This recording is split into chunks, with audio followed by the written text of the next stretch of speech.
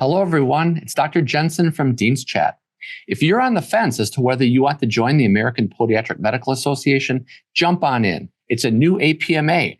Whether it's advocacy concerns, scope of practice, billing and coding, consider membership at the APMA as your professional insurance. Hello, everyone. Welcome back to Dean's Chat, where we discuss all things podiatric medicine.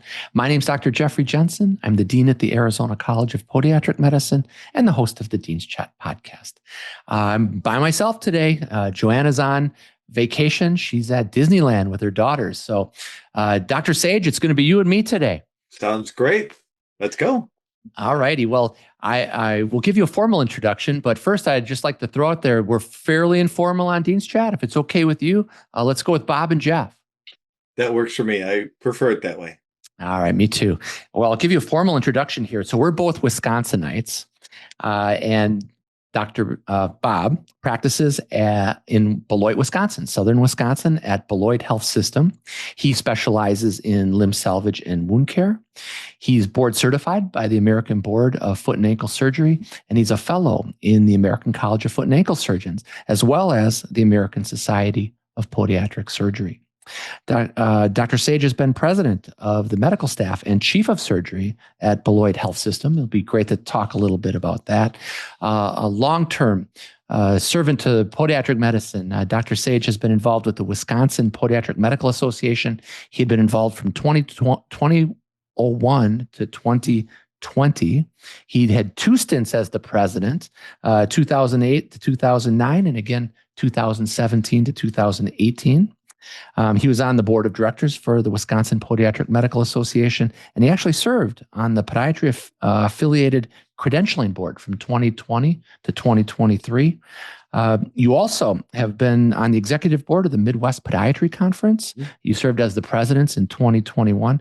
No rest for the weary here, Bob. No, I tell you, start hanging out with the wrong people, apparently. And then you became a member of the board of trustees for the American Podiatric Medical Association, and you've been on the board since 2023. Yes. You're extremely active locally in your community.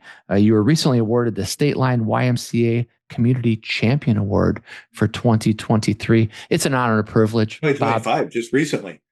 Oh, 2025, my bad. Yeah. Thank you. Welcome again to Dean's Chat.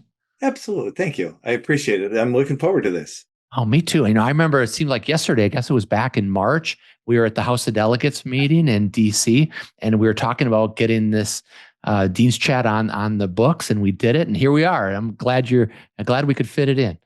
Me too. This will be a really good time. I always enjoy listening to the podcasts, and it's a great opportunity to connect with the podiatric community.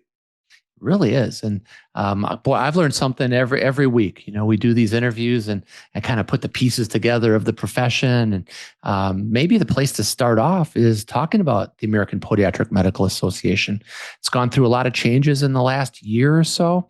You're on the board of trustees, so you see that. But maybe just even a little bit before that, how did you get an inkling to run at a national level for a board of trustee position?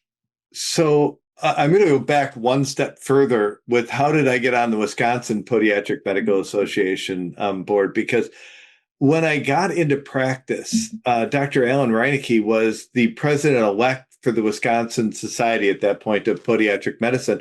And they needed somebody that was a young member that could go on because they were looking for somebody to take charge of their membership and be the membership coordinator for them. And so he talked me into running for the position. I got on in December, and I'd been in practice for 3 months or so, something in that range. And then when the House of Delegates came up in March, they needed somebody to be able to go. And at that time, I joke around and say I was seeing like 9 patients a week. I could go. It's not going to affect my schedule. And so I said, well, I'll go. And I got to the House, and I kind of started to really appreciate what was going on at the House and all the excitement there and all of the major decisions with such great people. And I managed to get into that cycle of you're just one of the people that go to the House for us. And I'm going to say it was somewhere around 2004 or 2005. One of the pre-questions as they're trying to test voting devices was, would you ever think about running for the Board of Trustees? And up until that point, I'd really never thought about it. And I thought, wow, those people are just absolutely phenomenal leaders in our field. And, they were all idols of mine. I thought, I don't know that I could ever do that. But the more I started to think about it, the more I thought I could really see myself doing that. I was quite active on the state level, and I managed to get into the presidency relatively early in my practice, and then that made me recycle and get back on again. And during the times that my children were young, again, getting back to the doing too much, I was coaching them in multiple sports, and I was involved in a lot of other activities and involved in the community. And it was nice to be able to not just influence your children, but influence the people who influence your children, and kind of show them that podiatry is a great profession because you can be a podiatrist and make a difference in people's lives and have a family life enough to be able to help out with the other things that are going on in the community. As my children started to get older, and I only have one at home, she's 17 now, that need to coach and need to do everything else started to settle down. And it kind of coincided with getting done with my time as president of the medical staff, because we had JCO coming, and it was just a really, really stressful time at that point. Once I finished that, I started to think it's either now or never. If I'm going to go ahead and run, it's now or never. And when I was running for the board, somebody asked me, and I forget what delegation it was from, why do you want to be president of the APMA? And my response was, I don't want to be president of the APMA.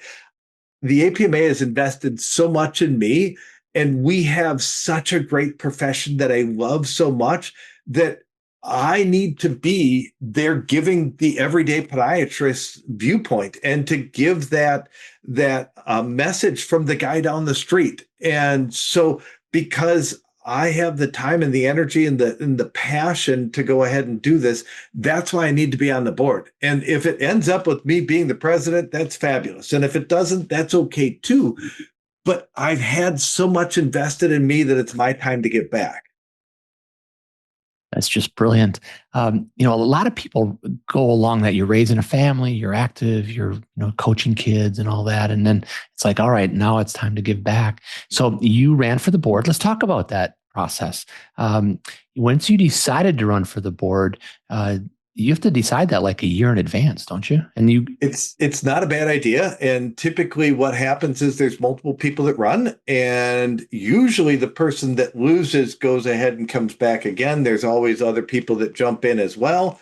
And so there's a bit of a process.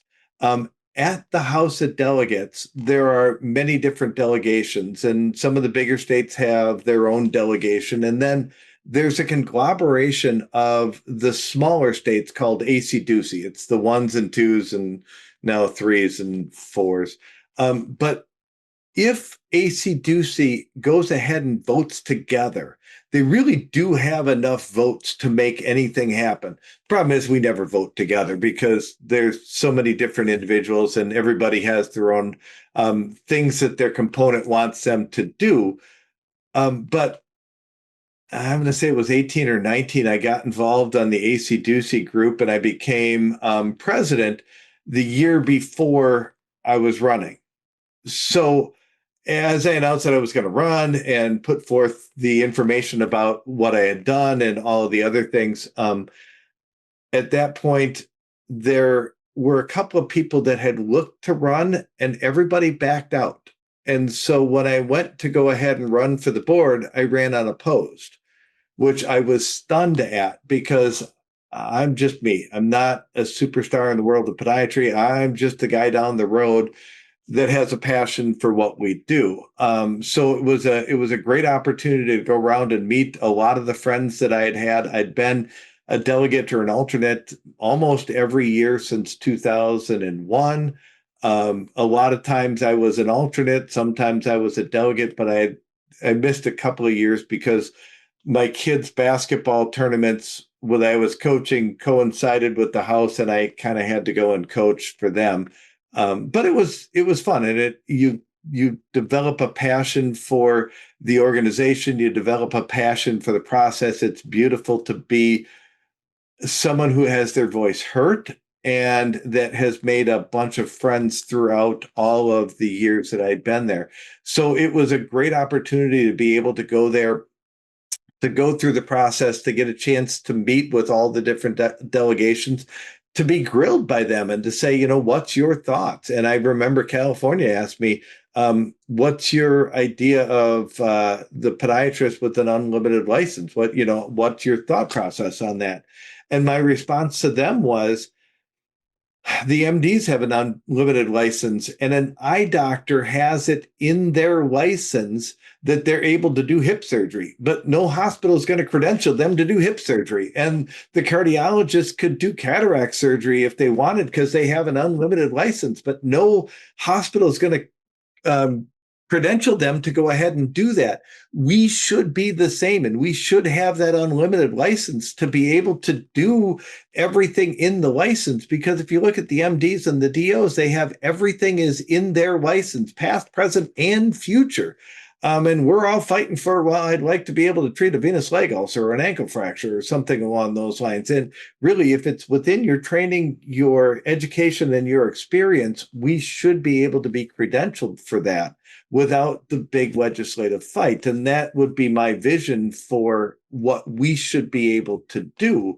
It's a struggle, and we've always had a struggle in our profession, but that's part of why we need everybody to be involved. Absolutely. And it's also, needs to be said, we're a young profession too. I mean, in the big scheme of things, think of the strides we've made over the last 30 years or so since you and I've been Absolutely.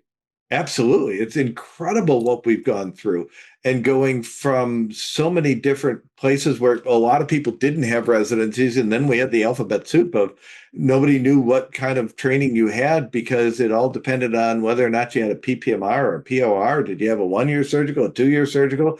Was it an RPR? Was it hospital-based, clinic-based? Did you just have a preceptorship?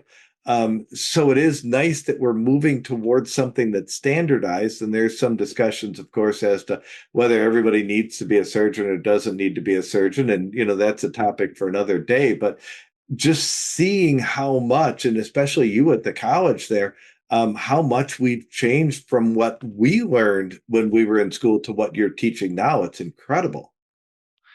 Yeah, it's a completely different world. But the same could be said for our osteopathic and allopathic colleagues also. Everything changes. And it's funny, Bob, because when we're working on curriculum, all we do is add to the curriculum. There's a bigger body of knowledge in everything we do than there was, in the 90s or 80s. And so I think the curricular guide that our profession put forth by all the colleges together, really has to sort through and say, hey, what is the essentials? What do they need to know now foundationally versus, the desires to teach them everything, but they'd be in school forever, I was going to say, you can't make more time in the day. Now, we haven't figured that one out yet. Yeah. So it must have been interesting to go from 2000 to 2023 and see all these evolutions. And now you're on the board. You're on the APMA Board of Trustees. Tell us what that experience is like. And Bob, I bring this up and I ask these questions because, people don't know really. And when they watch these podcasts, they're like, oh my gosh, I didn't know that was the path to become a president or what your responsibilities are when you're on the board. It's just not going to a couple meetings a year. You're literally doing Zoom meetings every week. Right. And the nice thing is, as you get further in, the commitment gets a little bit bigger. So your first year on the board, you might not be on the liaison to too many different committees. And so you have less responsibilities. But as we start getting involved with more and more groups and being the liaison to this group and that group, the number of meetings and the time commitment get bigger and bigger. And sometimes you're just there to offer guidance. Sometimes you're there for the official podiatry standpoint. I'm on the Alliance of Wound Care Stakeholders. And so there's a bunch of different professions that are there. I'm giving our part. We've got other podiatrists in that group as well. But I'm also giving my 2 cents and kind of what my clinical experiences are, as well as what we're looking for from a profession wide. But there's an awful lot of meetings that go on within the board, at least a monthly meeting, sometimes more, depending on what's going on in the situation. We'll have a couple of in-person meetings. One's at the house, and then we have one other in-person meeting. But what I really appreciate is, initially when I got on the board, we have a text group. And when I first, I knew the people, but I didn't know them all that well. And when I got home and we were getting 30 texts a day, I was teasing my daughter that, all my new besties are texting me. And then within, a couple of weeks or a month or so, they all become your best friends. And even though our personalities are different and we don't choose who comes on along with us because the house chooses that, it's nice that we build relationships and that we have a group that no matter if you and I are on opposite sides of an issue, we might debate, but we don't fight.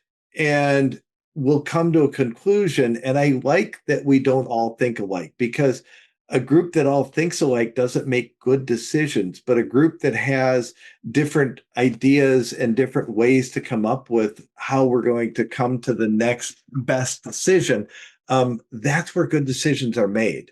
And I love the fact that we have that diverse group, that we have a lot of different ideas, that we have a lot of passion, and that everybody is actively involved and loves the profession and is working as hard as we can to make sure that we're doing the right things. And a lot of that too comes with our new CEO, and the group that came together that picked our CEO did a fantastic job. We found somebody who is as passionate as we are, that's energetic, that is a people person and loves to interact with everybody there. She's a consensus builder. You've had her on the podcast. You've met her a number of times. She's just an absolute wonderful find for our organization and has really changed the culture, which I love, because we are showing that we're not separate from the profession, being the board of trustees, that we are from the profession. We are like everybody else. We're just trying to go ahead and take a leadership role to do the work that the profession wants us to do. Absolutely. I think when I first met Megan McClellan, she's the new CEO of APMA, I was immediately, her energy left an impression, and her optimism and her, I look at her travel schedule. I saw her at the Western, right? I mean, she's all over, crisscrossing the United States, interfacing with the different state associations. I think we couldn't have made a better pick for our Absolutely. CEO. I think she's just phenomenal. Absolutely. And helps to keep that energy going so that we are a new APMA. Right. Well, it literally, when I went to the finance meeting at the House of Delegates, Megan kind of gave the big picture from a financial perspective, whether it was investments and, revenues from members, et cetera. And then she put that 3-year plan out there, and there was no question she put a lot of time and effort into that. And when her budget was approved, it included $2.5 million for our student recruitment and branding efforts even. Far-reaching things early in her tenure.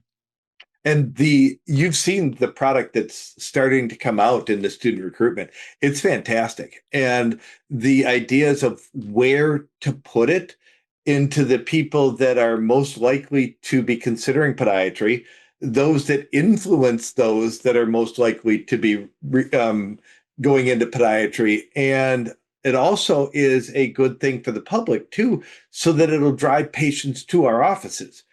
All 3 of those are wins. It's a win for the profession. It's a win for the schools. It's a win for the individual doctor. Well, you have to give a lot of credit to Dr. Patrick DeHeer for that. Absolutely. Pat's been a champion for the Foundation for Podiatric Education, and his vision was to take data analysis from an analytics company and really focus the message to the age group through Meta, through YouTube, you name it. Pat's just done a tremendous job there. And follow it up with, is it working?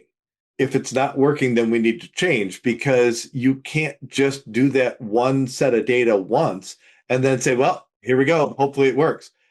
To go back and to continuously monitor this so that we're sure that the direction that we're going in is the correct direction. Well, I got a recent update from JPA, our analytics firm. Yes. And that effort has only been out for about 4 weeks, that student Right. recruitment effort. It's kind of a beta test for this end of the cycle. And I think they've had over 4,000 hits on the apply to podiatric medicine now button. So kudos to Pat and the team. And what I love, and part of this is because I'm on the inside on the board, so I get to see this information. I get access to the website before it goes live and all of that. I've had a couple of students that have come through my office that are potentially interested in podiatric medicine. Now, they're first and second year college students, so they've got some time. They can't apply quite yet. But I've been pushing that information to them as this is a great profession. You really need to go ahead and look at this. And as they continue to come back, they are very impressed with what we do and the types of things that we have. And because of the type of practice that I have, I don't necessarily see a lot of things that some other people do. I don't work with professional athletes. I work with middle school and high school kids that might have hurt themselves and, dancers and gymnasts and that kind of thing. But I don't have that huge sports medicine practice. So they get to see a little bit of this, but truly, if that's what you want to do, there are places where you can do that. And it's such a great profession because we're a little bit of everything.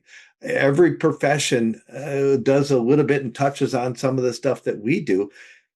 And you get to have a personal life. I know my brother-in-law used to make fun of me because I had the opportunity to shut down on Halloween at 3:30. So I could take my kids out trick-or-treating, and having 4 kids over 12 different years, I went trick-or-treating with my kids for, 19, 20 straight years, something in that range.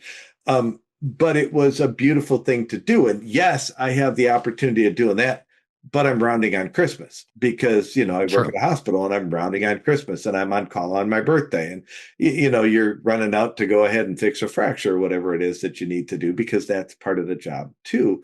But it's a beautiful balance. It is. You're bringing back some memories here, Bob. For probably 3 or 4 years, I left the office at 3:00 every afternoon during baseball season because I was coaching the baseball team. Yep. And then, games would get canceled or it'd be raining and I'd be like, oh, I should have opened my calendar up. But that's what you do, right? That really is a benefit. I have a question for you about your liaison role with the Alliance for Wound Care Stakeholders. I've known Marcia Nusgard for 20 years probably. What do you do as the liaison, or what do many of the board members do for liaisons of different groups? So sometimes we're the special content expert. Sometimes we're just the voice from podiatry. So in some situations, like I'm on the cellular tissue product subcommittee that's there, and I use cellular tissue products because I specialize in wound care. And so it's giving some of that insight from the provider side, but also from the profession side as to how is the best way that we can go ahead and make sure that these are used appropriately, not overused, but not over restricted. So those are kind of the things that we get to do. And I've only been their liaison for 3 months. So I've been to just a couple of meetings. So we haven't really done a lot of things yet. But again, moving forward, that continues to help because, again, that's one of my interests and it's one of my specialties. And I do it day in and day out every day. You got to have a seat at the table. Yes, absolutely. So before we move on and talk about advancing the profession, a little shout out to our sponsor, APMA. Jeff, I'm really excited. We're taking Dean's Chat back on location on the road, this time at the APMA conference this summer in Dallas, Texas. That's right. We'll be in Dallas at the Gaylord Hotel between July 24th and 27th. And we'll actually be recording Dean's Chat episodes at the Pod Expo, which is in the exhibit hall. Yeah, and I heard it's adjacent or right next to a pickleball court, which sounds like a lot of fun. Yeah, they're going to play pickleball actually in the exhibit hall. And I think it's sponsored by Skechers. And rumor has it, Megan McClellan's been training for it.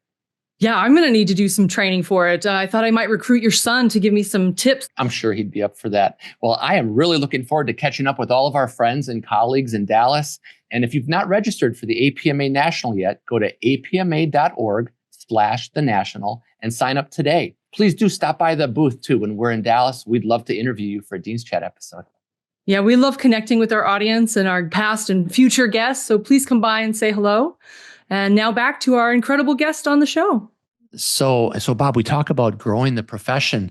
I'd be remiss if I didn't bring up that your son is going to be joining you in your practice this year. Yes, that's amazing. It is. It's fantastic. So Alex was born when I was a second-year student. And so I was out at the Ohio College of Podiatric Medicine. He was a baby at that point. He was 2 when I graduated, 4 when I finished my 2-year residency, which was the furthest we could go at that point. And from the time he was about a year and a half to 2 years out, he decided he wanted to be a podiatrist. He kind of shuffled a little bit because somewhere in his mid-teens, he wanted to be an NFL general manager because, that'd be a great thing. And then he came back to podiatry and he ended up going to the same school I went to and interviewed at a few different places, but decided that was a good spot to go. Some of the professors that taught him remembered him as a baby, which was kind of exciting for him. We weren't quite sure that it was going to be something that he was going to come back and join us. That's one of the things. I started out in private practice. I worked for a multi-specialty clinic. Now I work for a large hospital or a small hospital system, but for a hospital system. And so I'm not in charge necessarily of hiring and firing. But my CEO started recruiting him when he was about 14 years old and said, you got to come back and work for us. And, when you're 14 years old, you kind of laugh at that. About a year and a half ago, we ran into him and he said, now, are you done this year? And my son said, no, I'm done next year. And he said, when can I start recruiting you? And we both laughed. And he said, no. When can I start recruiting you? I want you to work with us. And so he said, well, June 1st. So like May 15th, he got a call from the physician recruiter, came in right around Memorial Day for a visit, left with a contract. He looked at a bunch of other places. We were the best offer. He knows that we won't eat our young. He got a decent contract. He knows that he can work with my other partner, Dr. James Whalen, and I. And so it's going to be an absolutely great thing. We're excited to have him. And it's going to be a nice opportunity for us to grow the practice. Where is he finishing up his residency training? So he was at the Dayton VA out in Dayton, Ohio. Started dating a girl out there, and it was a nice opportunity to be relatively close to her. So it's a great thing. And he'll get to be involved in resident training as you are. Yes. So we work with the residency out of Dixon, Illinois. That's used to be the Catherine Shea-Bethea residency. It's now OSF St. Catherine's out there. You had Brandon Gumbiner on earlier. It's a fantastic program. I tease that we're one of the top 3 programs in the country. Nobody ranks them, but we have a great culture there. And we have a great diversity of attendings. We have fantastic residents. They go on to do wonderful things. They're involved in poster presentations and research and a lot of different opportunities for them. They do a lot of nerve-related surgery, and it's just a wonderful opportunity to continue to work with the residents. And they keep you on your toes and they keep you up to date. But what I really love is that every one of the attendings are great people, that we treat our residents with respect, and we have a great culture. And that starts with Dr. Gumbiner. Oh, it's fabulous.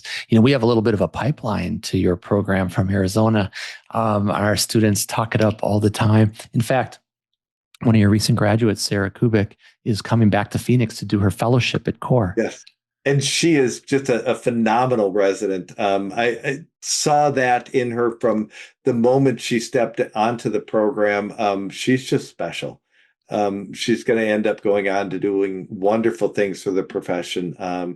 She's got a great mind, a great heart, great hands, just everything that you would want in somebody that you're working with. Absolutely. And I know she speaks so highly of all of your attendings in the program, and hopefully we'll keep that pipeline going there, Bob. Yes, that'd be fantastic. We'd love that. All right, sounds good. Let's talk about when you were younger. How'd you find out about podiatry? So I'm going to go back to when I was really little. I decided to go into medicine because when I was 3, my younger brother, I'm the second of 6, found out that he had leukemia.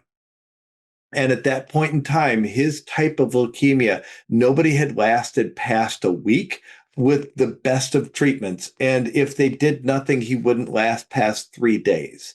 And we were out in Milwaukee at Milwaukee Children's Hospital, and they said, but we have some research, and we have a research project, and we would like him to be patient number 1 in our study.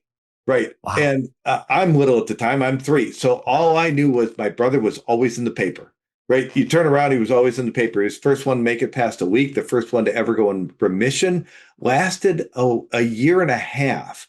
And then he ended up catching a bug and ended up dying of pneumonia. But at that point in time, because he was so immune compromised and everything, but he started what is now standard of care in that type of leukemia. And so I always had this thing for medicine, but I couldn't be a cancer doctor. I'm an optimist, and I think that we would lose too much if you're a cancer doctor, that so many people end up dying. And I didn't think that was for me. And so I looked for something that kind of had sort of a sports feel to it, that got a chance to keep people moving. And I looked around at the different professions, and I really fell in love with podiatry because I love the office. I love the relationships that you can build with your patients. I love to interact with them. I'm a Packers fan. I'm right on the Wisconsin-Illinois border. I love one of my patients that when I walk in the room, the Bears shouldn't have lost that game. If we could just protect the quarterback, and you get that 5 minutes worth of the interaction with the patients that I absolutely love. I love the opportunity to do surgery and to be able to fix deformities and correct broken bones. And I love that interaction in the office after surgery and before surgery, and being creative to be able to find ways to make something happen. So it's kind of that wonderful blend of everything. You get to do the primary care stuff, you get to do the surgery stuff, you have a life. It's that sweet spot in medicine that so many different professions don't have. So that's kind of how that led me into podiatry. I actually, believe it or not, had my undergraduate degree in recreation therapy to show how often people go from recreation therapy into medicine of any type. I had to put other down on the MCAT because they didn't have my specialty. But the nice thing about recreation therapy is it's a degree in thinking outside the box. So if you used to play cards all the time and you have a stroke and you don't have the ability to use the other hand, we'll figure out a way to make it happen for you to be able to continue to play cards. Then you have all your wheelchair basketball and softball and all those types of things that we work with. The intellectually disabled that may not know how to do fun and games type things, teaching them how to do that, or cook, or do other leisure type activities. So I had some experience in the patient interaction world, and then I had to go back and get the medical part of it. And I did, unfortunately, spend about 5.5 years between organic 1 and organic 2 in the lab. Don't do that. You don't remember a whole lot from the first one, and it makes life a little bit harder. But I knew if I could just get past the academic part of it, that as soon as I got into the clinic, I'd be a superstar. And so that's kind of how I managed to get into podiatry and my path that I took. Very good. And you were at UW La Crosse, University of Wisconsin La Crosse, and I was at University of Wisconsin Oshkosh, and we were kind of arch enemies in the track and field cross country. Absolutely, we were. And I got recruited. I was a good runner, not a great runner. I got recruited to Wisconsin lacrosse. And during the years I was there, we were second in the country all 4 years. I was not good enough to be one of the runners that placed. I pushed the runners that placed. So, it was a fun opportunity though. I'll bet you've run that UW Parkside course a few times. Yes. Yes, And that is a challenging course. Yeah. And that was like the state championship a couple of years. Yes. All right. Well, that's incredible. So you went from lacrosse to Kent State. Yes. And you had your first child as a second year. Yep. When did you get married? So I got married in 1991. So I graduated from lacrosse in 1990. I changed my major, which then pushed my graduation date back because you have to go ahead and take intro too before you take all the rest of the things. After that, I worked as a recreation therapist in Sioux Falls, South Dakota for a year. I came back to Wisconsin, worked in Watertown for 2.5 years before I went to Ohio, to Kent State out there. And then my second son was born at the very end of my residency when I had about 3 weeks left of my residency. We had tried for about 2 years to get him. And so unfortunately, or fortunately, we only had to try once for my daughter. Those two are 10 months apart. And then because of that, there's 7 years between the third and the fourth, because it takes a while to catch your breath after you have two under one. Absolutely. So we're about to have our second Sage podiatrist. Are there any others in the works? No, my second son, Max, is a mechanical engineer, and he works for Epic. Right, so a lot of us in okay. the office would understand that. He works in the surgical solutions part of that. My daughter, Lizzie, she has 2 degrees. One is in theater, in directing and producing, and the other is in psychology. She currently works, believe it or not, as a recreation therapy manager and a recreation therapist, even though she doesn't have a degree in that. But she's going back to school at GW-Madison this fall for a degree in nonprofit administration. So she's looking at trying to be in the leadership of that. She currently also teaches CPR and recertification for CPR. She just finished her year stint as Miss Beloit. Before that, she was Miss Beloit's teen. So because of all that experience in the Miss America world, she has never actually not gotten an offer for something that she's interviewed for. So she interviewed against a bunch of nurses for the CPR job, and she managed to get that job instead of them. And when they asked, why should we give it to you? She said, oftentimes everybody looks for the doctors and the nurses to be able to do this. But when it comes to CPR, we all have to be able to do that. And if you hire a nurse, that gives the impression that they're the ones that have to do that. If you hire me, that gives the impression that we all have to step up and go ahead and do our part. And I'm like, good for you, sweetheart. And then go ahead. Go ahead. Well, I was going to say, it lends that old cliche, don't let school get in the way of your education. That doesn't sound right coming from a dean, but those life experiences shape you immensely. They do. They do. And she has had to be the first aid person for so many different things throughout the time. And in her theater world, she had somebody that was going into an anaphylactic shock because they were eating a peanut before, or something that had peanuts in it right before play, and they were allergic to peanuts, and she's allergic to bees, so she had epi with her and was able to fix that and help with epileptic seizures. And the Waukesha Christmas parade that happened, where the guy ran over all the people from the Carroll band, that happened right outside of where she was down at Carroll University, and she was treating shock for all the people there. So I think she would have done great in the medical world. She doesn't want to do that. And then the little one, my youngest, is 17. We're not 100% sure what she wants to do, but I don't know that it's medicine and podiatry, because whenever we talk about stuff, she goes, ooh, gross. That's funny. So I got a couple rapid fire questions for you here, Yes. Bob. What would you rather see? The Milwaukee Brewers in the World Series, or the Packers in another Super Bowl?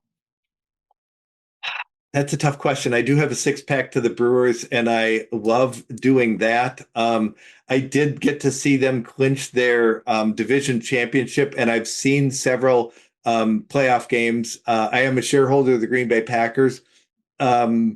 So I guess I'd love to see the Packers win a Super Bowl. I'm with you on that. I mean, I went to Game 7, I don't know, 6-7 years ago when they played the Dodgers in Milwaukee County Stadium, and Yelich hit the home run. I'm like, oh my God, this is our time. Yep. And that wasn't our time, unfortunately. Yeah, I was there too.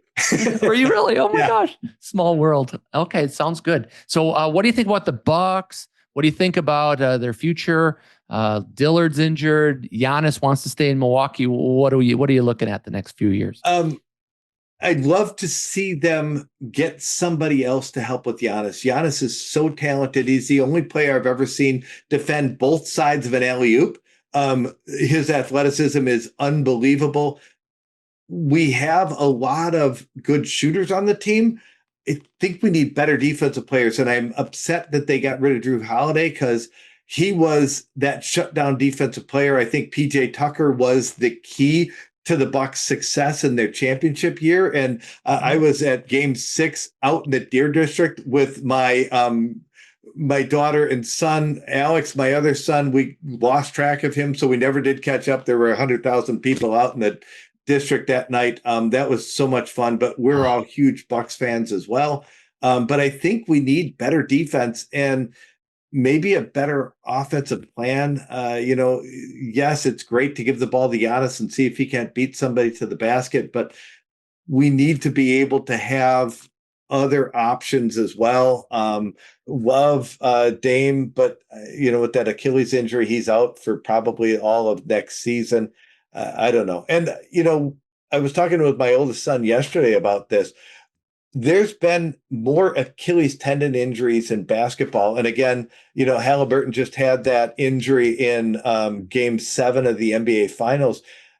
He was telling me that he thinks that based off of the way that we're playing now in the NBA, that there's more inside-outside action, that players are actually running further and putting on more miles in a season. And, what is the answer to that? And as a profession that takes care of the foot and the ankle, is this something where we need to work on better strengthening of the Achilles? Do we need to address the shoes and make the shoes more like the super shoes with some sort of a carbon fiber plate?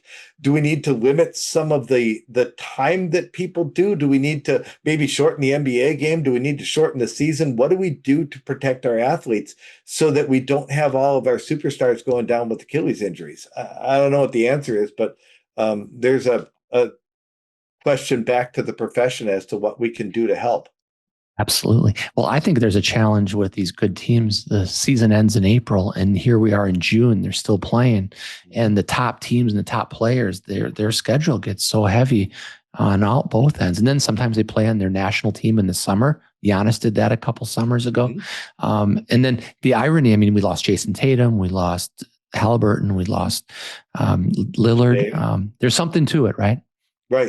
Right. No, I'm with you. It'd be interesting to see the research on that, to see what we can do to help with that. Well, it's interesting because Lillard, before he got his Achilles tendon rupture, he had a strained calf. And Halliburton last night had a strained calf. He was supposed to be out for 2 weeks, but it was Game 7, so he went for it. And you got to love Game 7. I don't care what sport it is, because you just got to love Game 7. So my wife and I were at Game 6 a few years ago. I flew into Milwaukee. My baggage didn't catch up to me, so we had to go to the store and get Bucks paraphernalia and things. It was awesome because I waited 50 years for that. I remember when they won it the first time. Yes, I do too. All right. Well, we sound like we're just having this personal conversation here. So I hope all Packers and Bucks fans appreciate it. Absolutely. All right, Bob. Well, hey, we're running a little short on time. Any last comments on the profession or student recruitment? Anything you have? Well, one, I'm going to say the best thing that we can do as practitioners in podiatry is to become a mentor and allow students to shadow you. Because if you allow students to shadow you, they'll find out what a great profession we have, and they will join. Because oftentimes people that do shadow podiatrists do go into the profession. The second thing, and I say this all the time, is unfortunately, we are far too small of a profession to let somebody else do the work and somebody else pay the bills. If we were the Nursing Association and we had 1 billion of us, you could let somebody else do it. we are an incredibly small profession, and it takes all of us. All of us have to step up and do our part, and to give to the PAC, and to contact their legislators, and to be actively involved, because without that, if nobody does the work, then we're going to end up dying as a profession. Amen on both counts. Well, Bob, thank you for joining me today. I'm going to send you one of these Dean's Chat cups. Can't wait. There you go. Start your day the Dean's Chat way, right? That's right. And then for all of our listeners out there, if you're listening on Spotify or Apple, please give us a 5-star rating and maybe leave a couple comments. If you are watching on YouTube, by all means, become a subscriber. Dr. Richey and I will continue to bring leaders in the profession. Dr. Sage, thank you for all you do, all you've given back for so many years at the local and state and national level. Kudos to you. Thank you. I appreciate it. All right. Well, we'll see you all next week, everybody. Cheers.